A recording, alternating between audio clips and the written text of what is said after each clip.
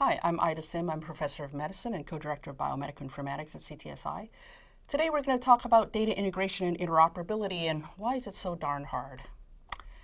There are many reasons why we want to share data. One reason is precision medicine, where many of us want to do complex multi-level analyses of diverse data, from electronic health records, genomics, mobile sensors. None of this data is really in one place, so we need to bring data together for that data to be shared so that we can do these analyses. So here's some data to be shared. Not very interesting or useful, is it? Here's some what we call metadata, data about the data, that 9.8 is a percent and that it's hemoglobin A1C. For some of you, this is meaningful. For some of you, not terribly informative yet. But let me also tell you that hemoglobin A1C is a measure of your average blood sugar over the last 3 months, and that the normal range is 4.3% to 5.6%. So this is a value that's high, reflecting high blood sugar over the last 3 months. So now this is getting to become what we might call information. So how did data become information? What happened? Well, data plus context is what results in information. Data is discrete, atomic, raw observations with no inherent structure, a 9.8 for example. And information is data that is related to other data, a normal range, so that it provides an interpretive context that is meaningful for a particular task. In our example here, that a normal range is meaningful for clinical care, for seeing whether somebody's diabetic or not. If we were doing payment capture, though, we might actually want to know the charge of a hemoglobin A1C and rather than, let's say, the normal range. Knowledge is something altogether different. Knowledge is generalizable statements that allow you to make predictions about individuals. In this case, that people with diabetes are at a higher risk of cardiovascular disease. Knowledge is what gives us the basis for action. So we do want data to be shared. Data helps us to know more about a patient to deliver more precise and appropriate care. And here at UCSF, we're into generating new knowledge, and data helps us to test hypotheses. In fact, data supports and refutes hypotheses. So let's follow that a little bit further to understand more deeply the nature of data. So computers can help us store, retrieve, query, compute, and report on data. Now, for this to happen, we must describe or name the data in such a way that the computer, one, understands the data, that it can manipulate the data, and by manipulate I mean sort the data, graph it, add numbers, perform analyses, and of course you want to retrieve that data for later use. The kicker is that the computer's ability to manage data and to help us depends on how well the data is described. Now, between me and my kids, or between you and your friend, between humans, we have to actually talk data to each other. We describe a thought for someone else to understand. And to do that, we use symbols, words, with a shared meaning. So for example, if I want to communicate the concept of blood in English, I'll say blood. In Chinese, I'll say Hüt. German, it'd be Blut. You may or may not have understood some of those, but it's the same basic idea. So they're different words that mean the same thing. We also need a system for expressing ideas through a sequence or a collection of those words. That's what grammar is. So there's English grammar for English words and a different kind of grammar, Chinese grammar for Chinese words. We also have mathematical notation, and those of you who are clinically trained will understand the system that we have at the bottom of the screen here. To the rest of you, that doesn't make any sense. So there are systems that we use to communicate meaning between humans, and we do that unconsciously. But computers actually, they need to be talked to too. They need thoughts and ideas to be described in a way that computers can understand. And here are 3 ways of describing data to computers so that they can store it and manipulate it and help us to manage the data. First, it's a controlled terminology for the words, acting like a dictionary. You've probably heard of ICD-9, ICD-10. SNOMED is another clinical terminology. We need a data model to store those words together in a standard format. It's like a relational data model. How do these pieces of data fit together? And when we want to send data back and forth between computers, we need an interchange protocol. It's kind of like a grammar, governs how a series of words can be sent one by one from one computer to another computer over a wire. And it's pretty standard with protocol languages. HTTP, Hypertext Transfer Protocol, is the protocol for sending commands that are interpreted by the web. So these are 3 things that are needed to describe data and to put data together in some kind of higher order meaning, and then to send that data back and forth between computers. There are some notable clinical terminologies. You've probably heard of some of them, MESH, maybe ICD-9, DSM-4. The ones that I've blocked off and read are the ones that are most important these days because they form the main clinical terminologies for exchanging data between electronic health records. SNOMED covers diagnoses, signs, and symptoms. LOINC covers labs and lab orders. And RxNorm is for medications and prescriptions. And at this point, you're probably saying, geez, I can take my ATM card, I can go on vacation, I can go to Spain, can put my ATM card in there, and data interchange happens. I know what my bank account balance is, and I can get money. What's the problem here? Why can't we just take an ATM card, a health ATM card, go to the emergency room, and put our card in there, and boom, out comes our data? Why is it so hard? Well, it wasn't that easy in banking either. It actually took 20 years for a system of ATMs to interoperate widely. And let's think about banking. Banking is actually pretty simple. It deals in numbers. There aren't really that many ambiguities. There's your balance, there's a deposit. There really aren't that many terms or many ideas in banking. 128 total, fewer than 80 are actually used for the bulk of the transactions that we do, of which are really only about 10. Okay? Let's contrast that to medicine, which is much, much more complex. We have many complex things to say in healthcare. And in fact, compared to the banking terms, SNOMED is the most comprehensive clinical terminology in the world. It has 311,000 unique concepts and 1.3 million relationships, such as lisinopril is an ACE inhibitor, those kinds of relationships between two terms. What's more complicated is that the concepts in healthcare are not well understood, many of them. They're kind of squishy. And they change over time. Rabies used to be known as a psychiatric disease before it was realized that it was actually an infectious disease. There are concepts that are quite vague. Fatigue, for example. Some of them are very subjective. Contrast that to banking, where your balance is 1,432, and most people would know pretty precisely what that means. Also in healthcare, our tasks are very complex. We're not just depositing or withdrawing. We're doing things like prescribing. We're doing things like diagnostic interviews. We're doing complex, multi-level interventions and treatments like surgery. The tasks are varying. Each customer, each patient is different. And of course, there are many tellers. There are many team members. There are nurses. There are pharmacists. There are different kinds of doctors. And we all have our own take on what is, as we all know, healthcare being both an art and a science. So it's just far, far more complex than banking. A little bit more on the complexities of clinical terminologies. We want to dive a little bit further down. What is it about the dictionary of healthcare that makes it complicated? Well, coverage is a new idea included, like a SNP, for example. Granularity and specificity. Do we need to say left heart failure, subendocardial myocardial infarction, or is it okay just to be more general? Well, of course, sometimes we want to be general and sometimes we want to be very specific. As a clinician, for clinical care, I may not need very much detail, but for a researcher, it may be very important for me to have that specificity. Synonymy. The word cervical can be related to the neck or to the cervix. Their context becomes important. It's not just data in and of itself, but data plus context equal information. Relationships, as I said before, there are a number of these relationships that are useful for us. If I say, what's a beta blocker? I need to know what all the different kinds of beta blockers there are. That needs to be explicitly stated. Atomic concepts versus post-coordinate, again, is a different way of getting at saying things that are more complicated.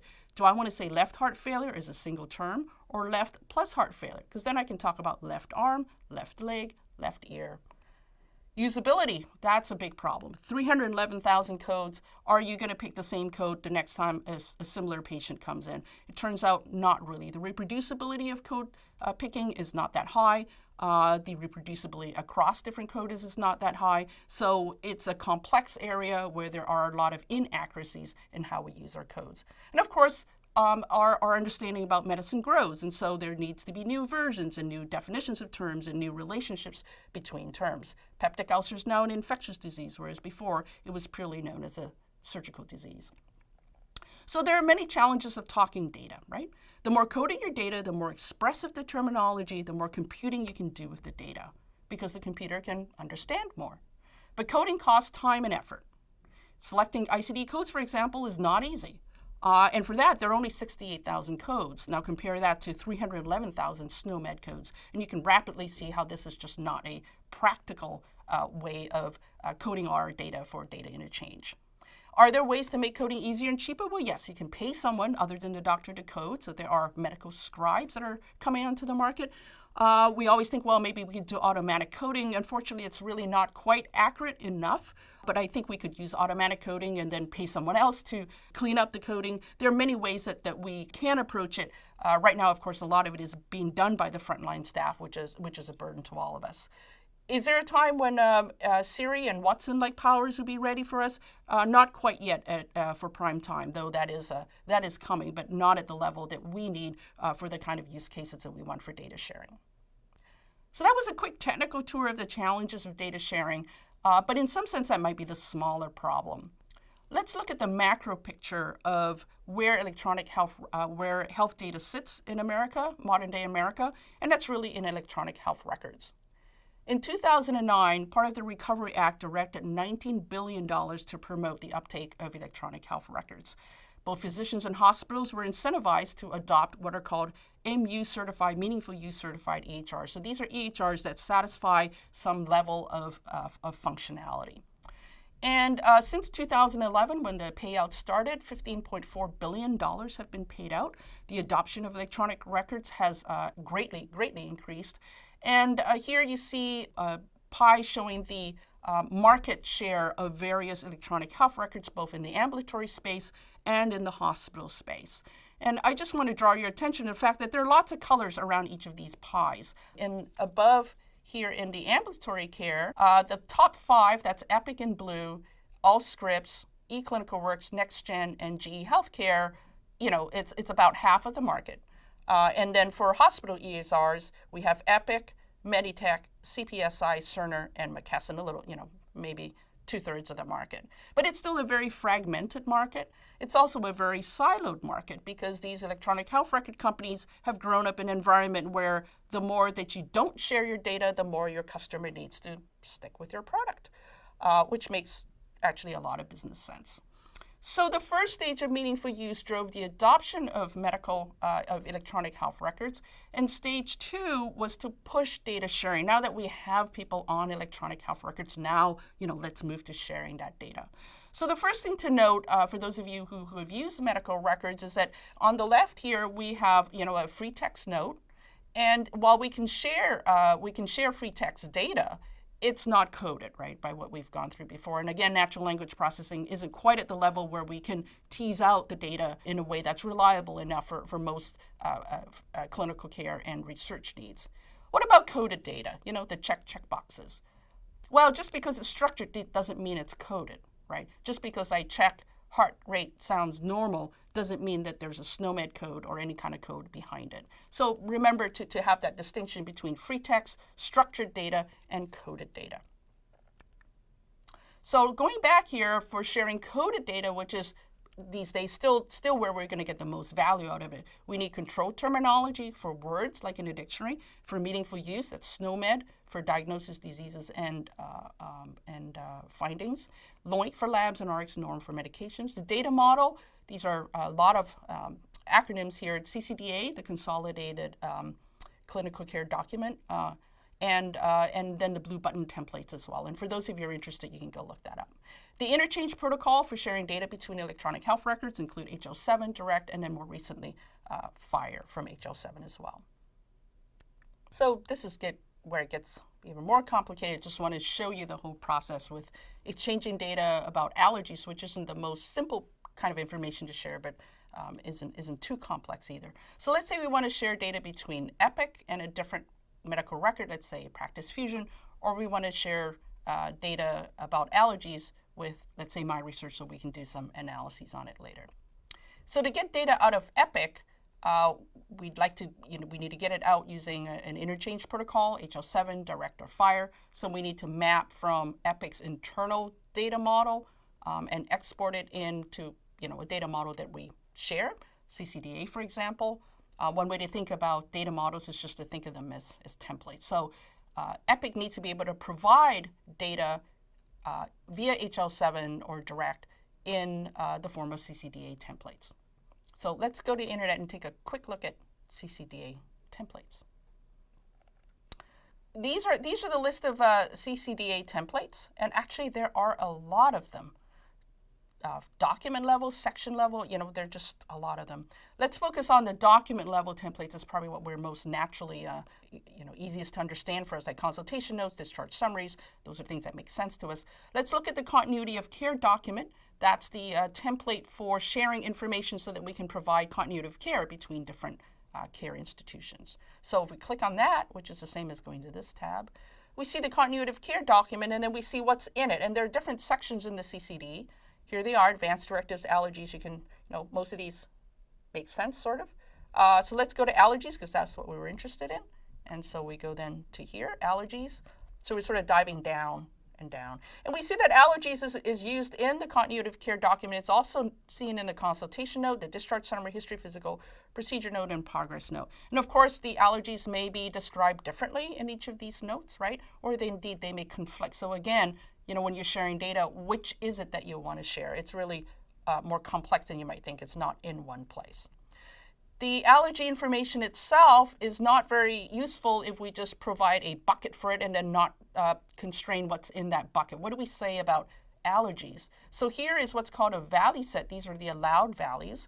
And you can see that we're split here between allergy to substance, a drug allergy, drug intolerance, which is a difference between an allergy and an intolerance, or a propensity to a reaction to a drug, a food, or a substance.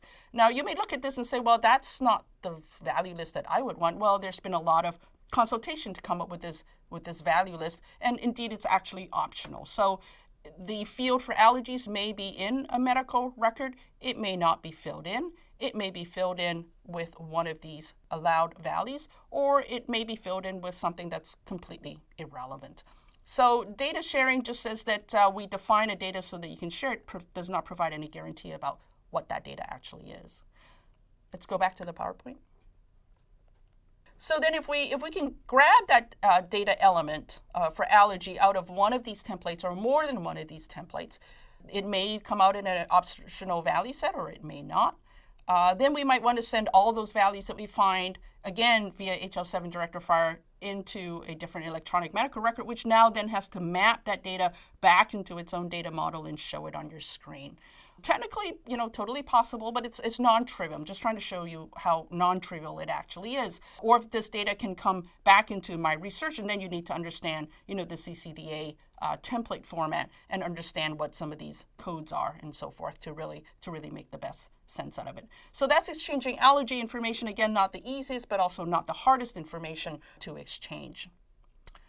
So that's a quick and probably painful tour about why data interoperation in healthcare is actually so darn hard. One first question is to ask yourself, are you interested in sharing data, which is atomic observations, information, or indeed knowledge? And there are different requirements and different challenges for sharing data, information, and knowledge. The first step, of course, is to share data, and that's what we're focusing on today. Data needs to be coded for meaning to be shared and for it to be computable. There are many coding terminologies, SNOMED, LOINC, and RxNorm being the central ones in our current era of data interchange in electronic health records. These terminologies are large. It's challenging because medicine is complex and fuzzy and changing. And really, it's impossible to choose one right code for all future uses. For those of us who are researchers, we want a lot of specificity. With my clinical hat on, I really don't want to deal with that. And yet, both of the needs for coding are both important, and they have to live together in one data sharing environment. The mechanics of data interchange are complicated. We need multiple templates, list of allowed values, interchange protocols. We need to deal with privacy, security, access control, absolutely non-trivial.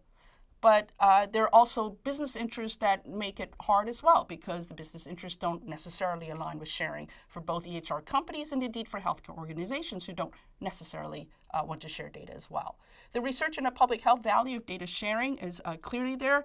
In our current environment is not as big a driver. On the other hand, meaningful use, stage 2 and stage 3 coming up also, is increasingly important as a policy driver for change. So in the coming years, we will be seeing more data sharing, but I think it will still be pretty darn hard.